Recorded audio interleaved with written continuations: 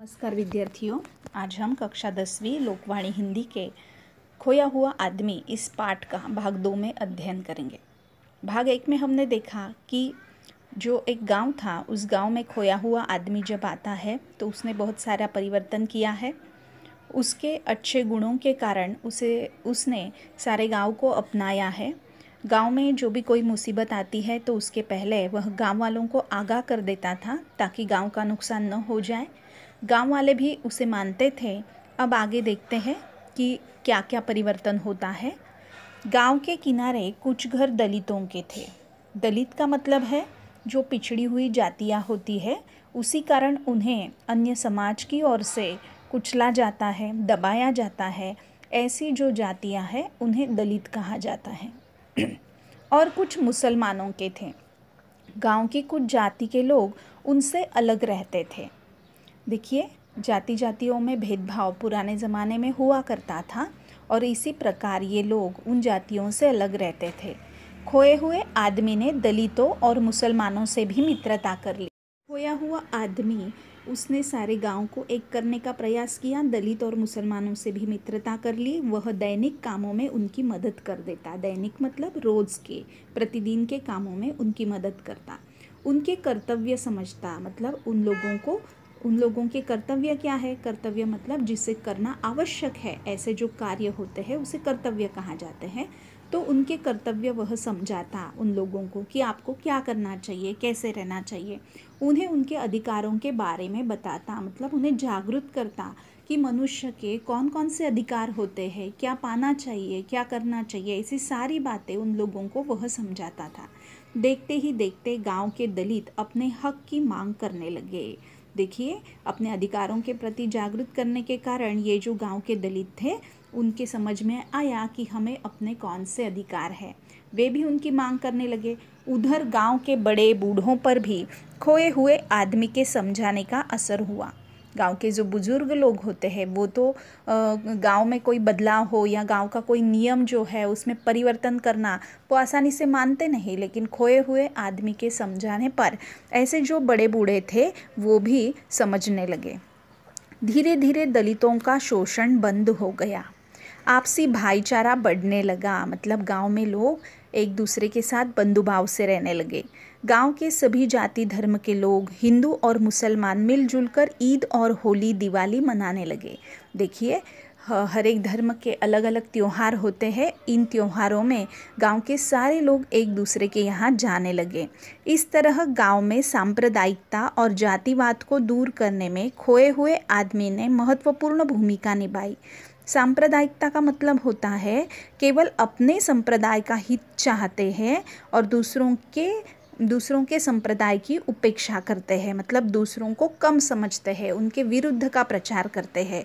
ऐसी जो सांप्रदायिकता थी। जातिवाद मतलब अपनी जाति श्रेष्ठ और दूसरों की जाति जो निचली है, ऐसे जो देखते हैं। तो इनमें जो दूरी थी यह दूर करने का प्रयास खोए हुए आदमी ने किया, मतलब यह एक महत्वपूर्ण भूमिका उसने निभाई। सभी प्रकार के झगड़े टंटे समाप्त हो गए। यदि कोई विवाद होता भी तो बैठकर वे आपस में निपटा लेते। छोटा मोटा विवाद हो जाता तो भी पंचायत में नहीं जाते थे, आपस में ही वह मिटा देते थे।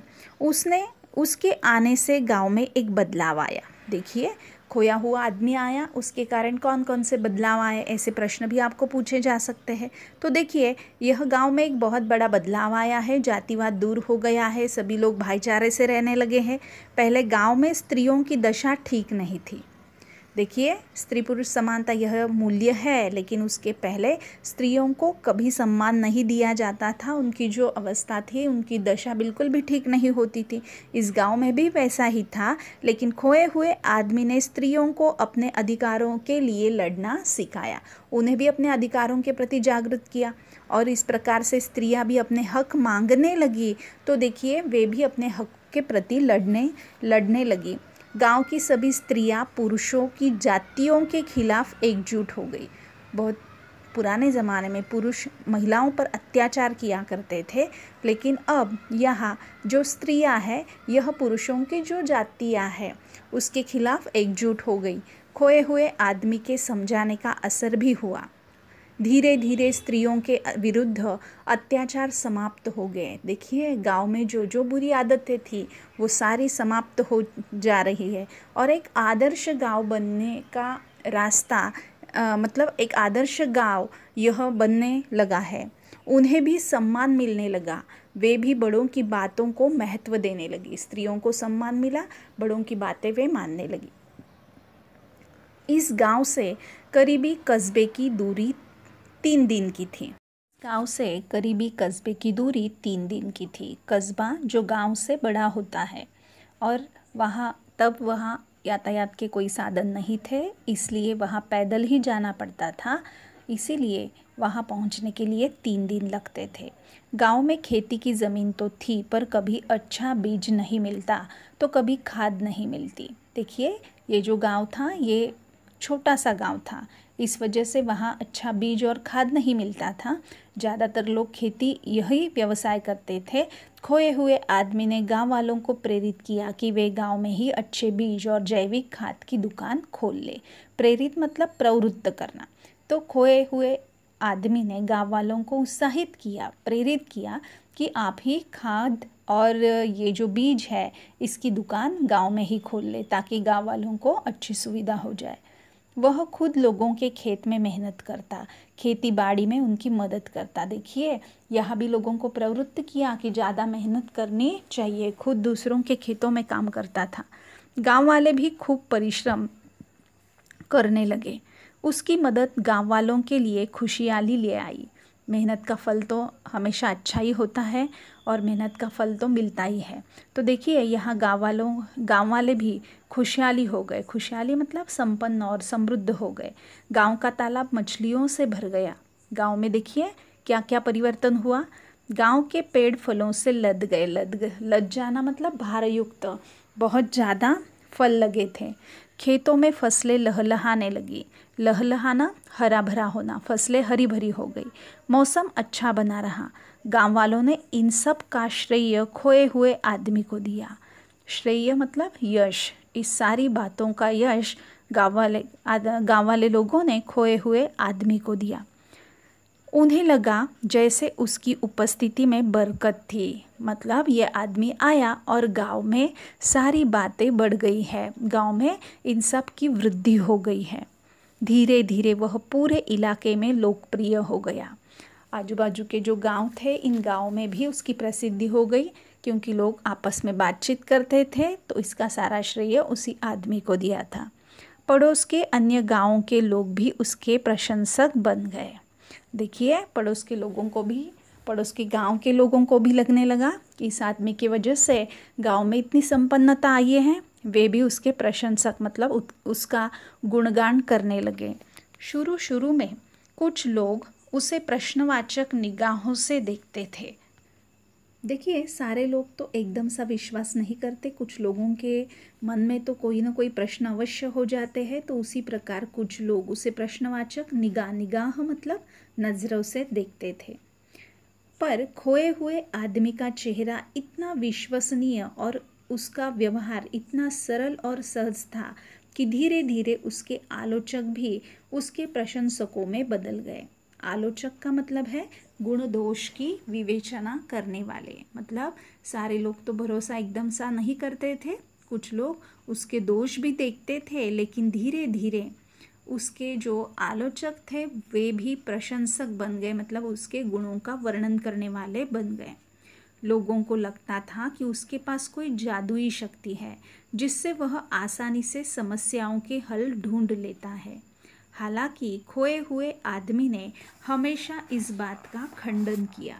लोगों को लगने लगा कि भाई इतना जो परिवर्तन आता है तो ज़रूर यह कोई जादूगर ही है, मतलब इसमें कोई ताकत है, शक्ति है। लेकिन इस बात का उस खोए हुए आदमी ने हमेशा खंडन मतलब यह जो किसी बात को गलत बताना, मतलब ये ऐसा नहीं है, मैं सामान्य इंसान हूँ, ऐसा ही उसने बताया। वह हर सफलता को गांव वालों के कठिन परिश्रम का परिणाम बताता था। वो कहता था कि मैं कोई नहीं हूँ, तो सारे उसका जो कारण है वह है गांव वाले लोगों के परिश्रम, उनकी मेहनत।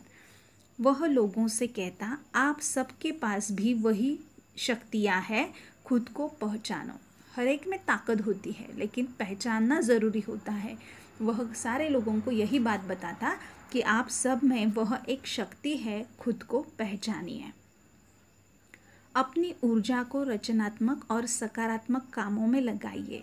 ऊर्जा मतलब कार्य करने की जो क्षमता होती है, उत्साह होता है, वो यदि आप सकारात्मक और रचनात्मक कामों में लगाओगे तो उसका फल अवश्य पाओगे।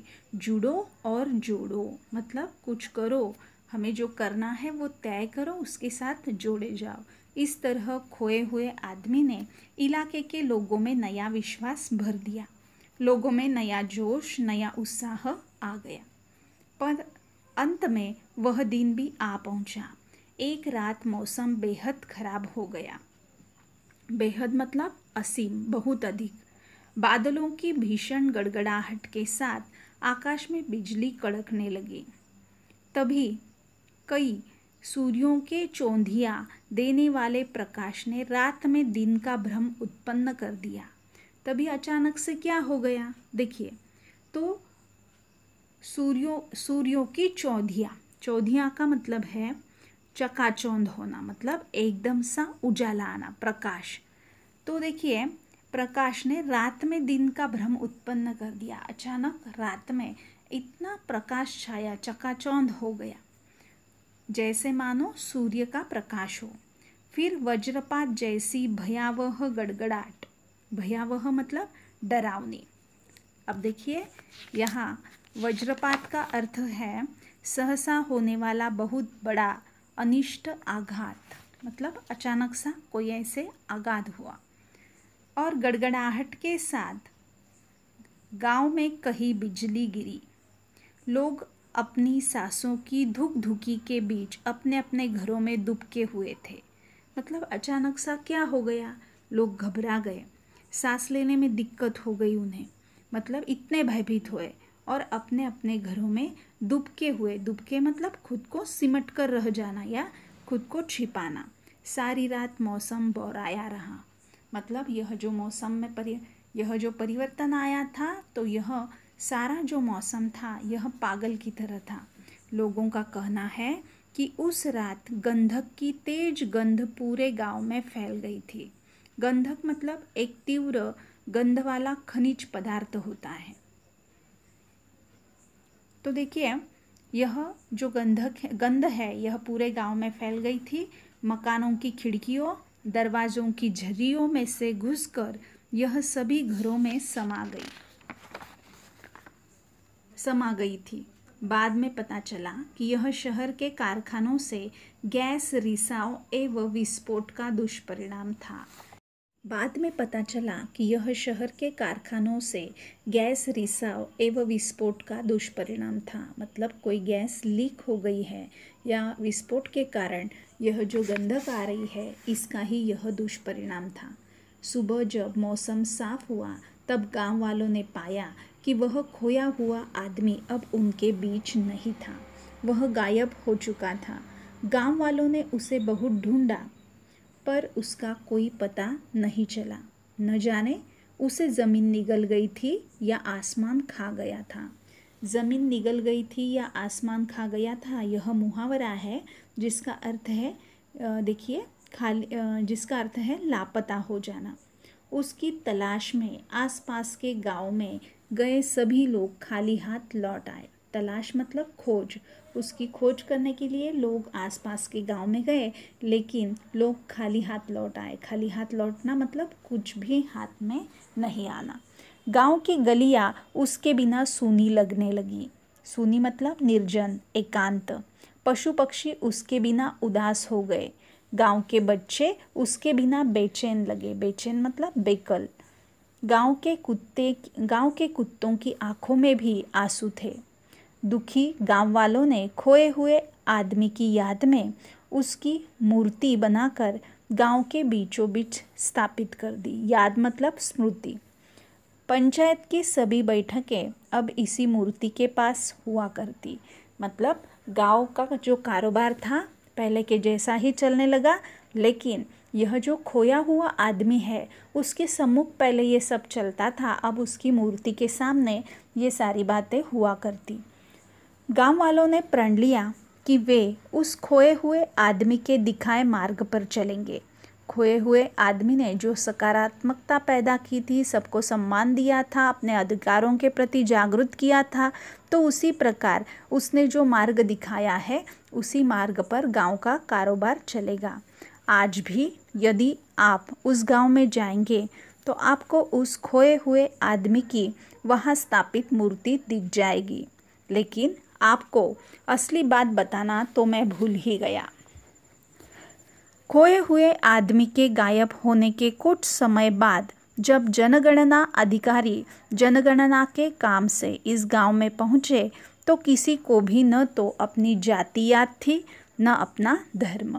देखिए, हर 10 सालों के बाद जनगणना होती है, तो जब जनगणना अधिकारी आए तो गांव के लोग अपनी जाति या अपना धर्म नहीं बता सके, इतने एकरूप उस गांव में हो चुके थे। धर्म और जाति के बारे में उनकी स्मृतियाँ मतलब यादें उस खोए हुए